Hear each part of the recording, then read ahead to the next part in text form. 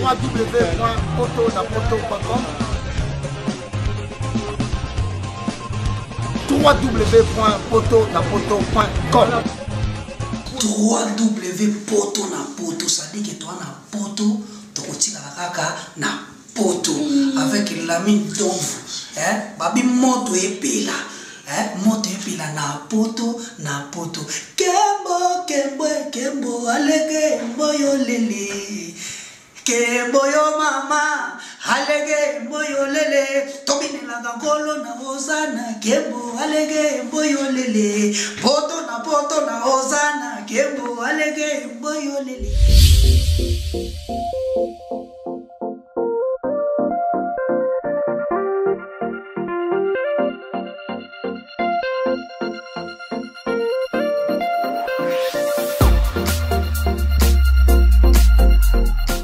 Bonjour fidèles internautes de www.potonapoto.com. Il y a boss Nangai, prophète Lamine en direct de Paris, Babi na Paris, Balekate, parce que Potonapoto est Kangi Paris. Merci d'avoir choisi votre émission News 27 de Potonapoto, une émission du genre socio et culturel, une émission de découverte à travers Patrice Ekwar, le mignon de la presse internationale. Vous allez découvrir beaucoup de choses sur vos invités. Donc en direct de Pretoria, Babi na Pretoria Balekate, ça que mon a Patrice Ekwar, le mignon de la presse internationale. Le lot est vraiment kolobela sujet na biso o ya ba chroni fuati o Fabrigas maestro ba salutation koto ozali donc ayembi sur ba chroni fuati. Donc toyebi na média ndeti nga vraiment le mignon de la presse na utala ngai fasik. Donc nayebi ke na média ndeza boy ezalaki non soki osala musala il faut eba déontologie ya musala na yo ndeti nga naza journaliste il faut na eba déontologie journalistique. Donc teo mona sibitima YouTube yo ya toyebi na kalezaki na TVR ba mama biso mami lela ba osala. Donc sibitima YouTube ko faciliter biso tâche à partir à bato ba vivre libanda ndeti ngai ndeti ba boss nanga prophète Lamine. Donc toza mboka libanda à travers internet ndesa ke non bazwa news na biso. Donc teo mona sibitima ba journaliste o to benga ba chronifuati ba chroniqueur na tanga pe ba kombo na bango na suka awa. Donc teo mona ba journaliste ba komi ko sala mama o ezo bebsa media toyebi musala o eza musala o baninga baliaka RN DRN. Donc ndeti ba vena nga papi mboma PM ba salutation kota les grands journalistes na B1 Music. Donc toyebi ke non bango basala mam na bango basala bayebi ba déontologie journalistique. To mona ba o baza exemple na opesa d'abord ya mutaliboso eza Pacho RLF. Donc Pacho RLF na ebite soka tangi na institut nini. Parce que na ifasik ba esa mutute ke non soki mutaleki na TV afingi yo ou soit mutasali bo yo leka na TV o lo bayam sou bêtise sur muto non. Bah ça so ko répliquer ça ma bête et ça bien mais il faut répliquer ndeti muto avant na bande de l'école Pacho RLF plus vraiment il faut ça amsala na et ta que confrère na journaliste le mignon de la presse na peut so conseil na peut so conseil na fingote na lope ma bête na peut so conseil il faut oser na déontologie ya musala na yango esala ekomisa yo un grand homme ndeti lo batanga raba venanga nati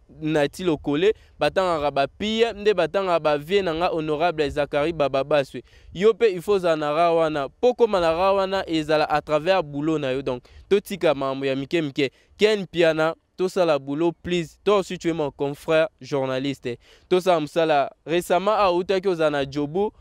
émission malonga la monyo saki na jobu ra ezate na monyo na micro balader OK bokangi photo na Mandela Square boy. Donc bato akin ba mo kenon ken piana kenda ki a fait des mais côté boulot tu as rien fait du tout vraiment et ta que le mignon de la presse et ta que mtaebi boulot na mona ki osaki lorote nazo se focaliser trop na ken piana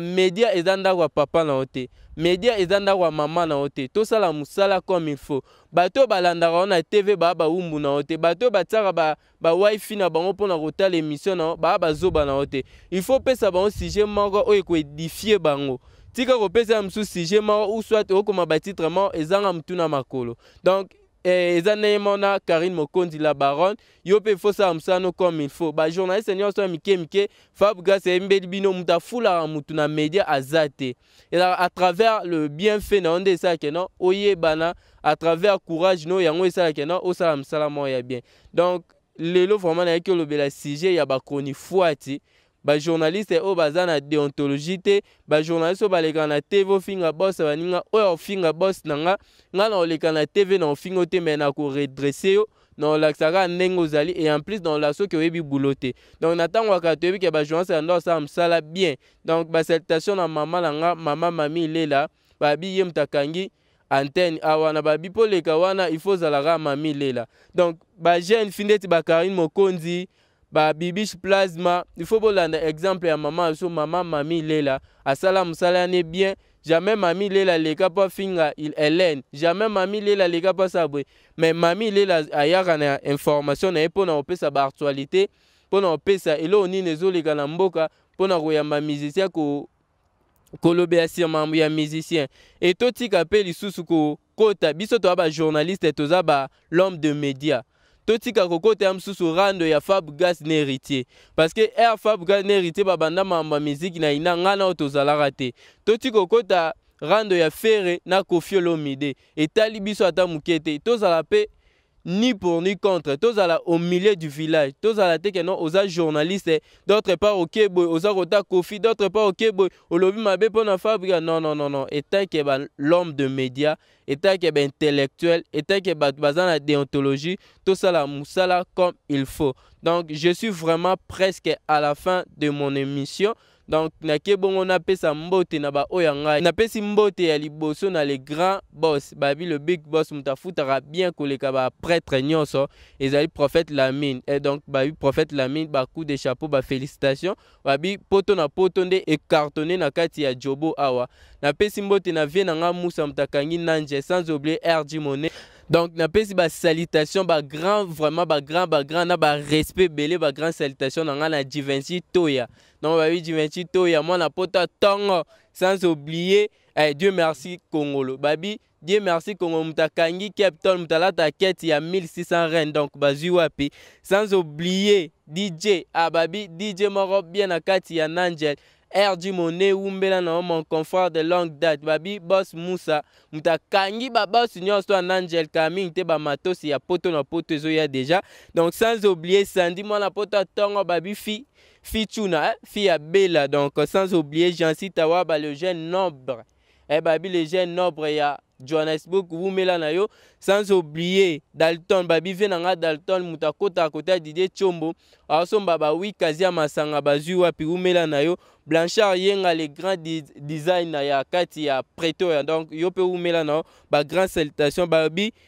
babi Fiston Malanda mwana poto babi mwana poto tongo alatara bien sans oublier Kalmondouli babi venanga ya ba longue date depuis baki Tony Mobutu babi système toujours ya Mobutu mtasala 32 ans de pouvoir bazui wapi ba aussi sango donc na pesi mbote na vie nanga zoro mabia babi mutakangi news de star congolais sans oublier vie nanga Willy Musheni koda mboka babi mutazokanga azokanga bakini wana ba Luanda ba free decide na ba euro na ba dollar azate donc vie nanga Willy Musheni umela na yo babi prophète Lamine le big boss mutafutara bien koleka ba boss nyonso babi poto na poto et cartonné na kati ya Pretoria babi oya boya ngwasa mokili na ye barosi sango vienanga amboja sunda leader ya Liège babi mamba passe bandi avec www.potonapoto